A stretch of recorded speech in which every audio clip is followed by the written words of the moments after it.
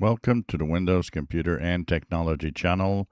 And due to a problem with phishing attempts that go through the remote desktop connections, Microsoft, in the Patch Tuesday update that we've received this week, has made a major change. And this is to prevent spoofing and prevent, what looks like a genuine connection that wants to connect to your PC uh, from actually working by giving you more warnings. So basically, if you use the remote desktop connections, you will see the change. You will be asked questions you've never been asked before. And this is in an effort to make connections better. So, first of all, it will warn you that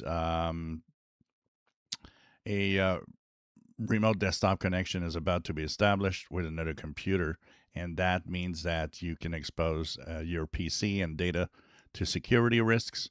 And it will ask you to put the little check mark that says, I understand and allow RDP files to open on this device for my account. So this is kind of to let you better know who you're connecting with.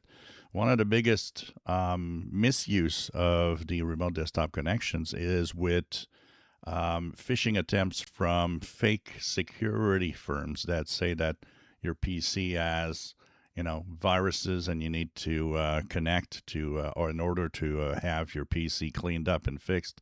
And then the scammers ask for money to unlock your PC. If you don't give the money, your PC stays locked. So they often do this with the remote desktop connections. The second thing that it's now going to do is also give you the information of who you're connecting to. So when you want to connect to some phishing attempt, you'll be, of course, asked to give permissions, but you'll also have in one of the windows the exact address of the remote connection, where it's coming from.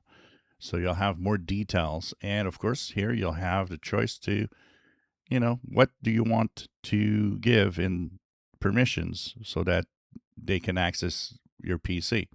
So this is going to be a change.